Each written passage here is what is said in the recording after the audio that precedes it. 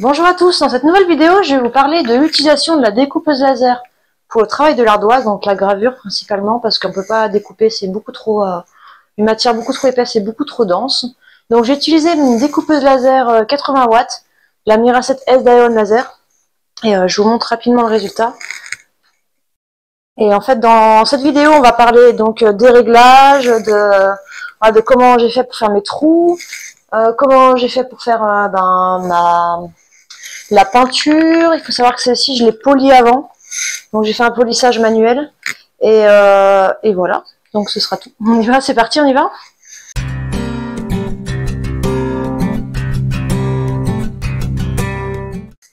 Alors déjà, en ce qui concerne les réglages, moi ce que je voulais, c'était ce que j'ai vu sur internet, c'est que les gens, ils creusent vraiment pas profondément. Donc j'ai voulu faire des tests vraiment qui creusent bien l'ardoise. Donc là, je dois avoir quasiment 1 millimètre, je pense.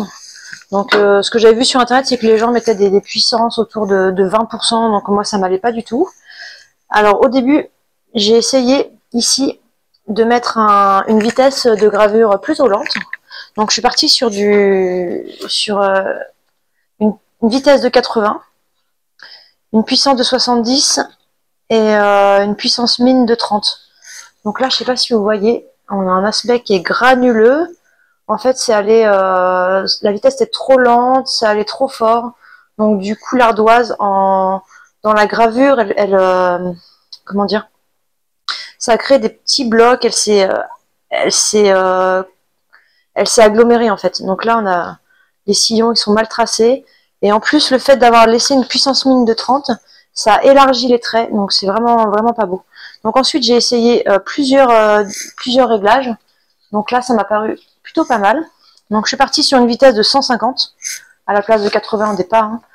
Une puissance max de 70 et une puissance mine de 7. Alors la puissance mine de 7, c'est parce que quand le laser ralentit, donc il y a des phases où il va vite, et les moments où il ralentit, j'ai baissé la puissance, comme ça évite que ça écarte les traits et que ce soit grossier et granuleux. Donc là, je suis plutôt contente du résultat. C'est pas mal. Après, à voir avec peut-être un troisième passage. Mais pour ce troisième passage, il faudrait, je pense, attendre un petit peu, laisser un petit peu refroidir la matière pour repasser. Parce que là, on voit que j'ai les mêmes réglages, là et sur les bords. Sauf que là, il me l'a rempli une fois, deux fois.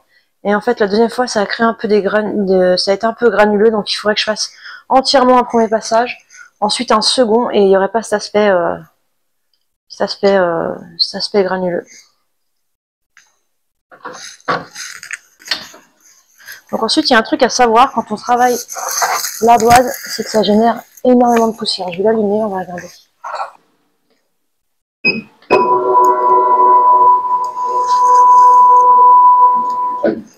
J'ai enlevé la buse, vous allez voir, c'est impressionnant. Et en fait, j'ai eu des dépôts même qui sont tombés quand je travaillais sur l'ardoise, en fait. Donc je pense que c'est indispensable de nettoyer la buse voilà, régulièrement au cours du travail parce que ça crée vraiment beaucoup de dépôts. La lentille, c'est pareil, elle est sale, donc voilà, faut être vigilant à ça.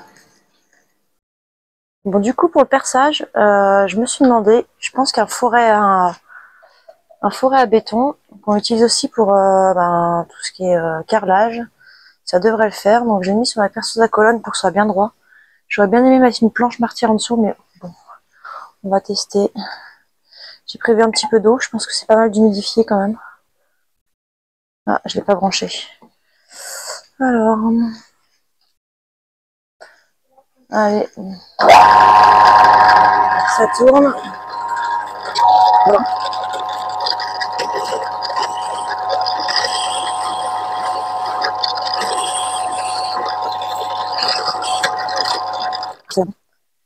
Ça a l'air bon. On va voir où sont les éclats, s'ils sont devant ou derrière. Bon, le trou est plutôt pas mal. Ah, j'ai arraché l'arrière, donc je pense qu'il vaut mieux que je fasse dans l'autre sens. Je vais essayer par l'avant en fait de faire un trou. On va voir. C'est maintenant qu'il est mort mon truc, je vais faire n'importe où. Voilà.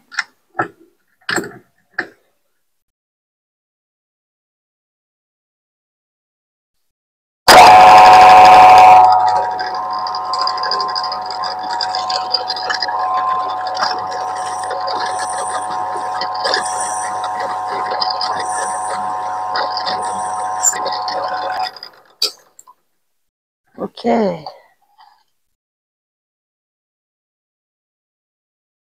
Bah, c'est pas si mal. Pas si mal. Donc là, je pense qu'on a un arrachement parce que j'étais sur le bord.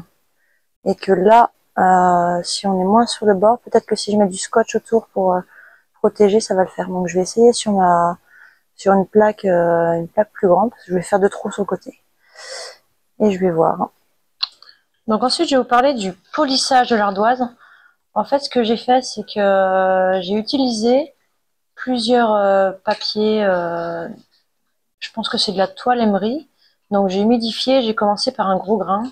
Je pense que c'était autour de 150 pour ensuite aller petit à petit vers un grain plus fin de 1000.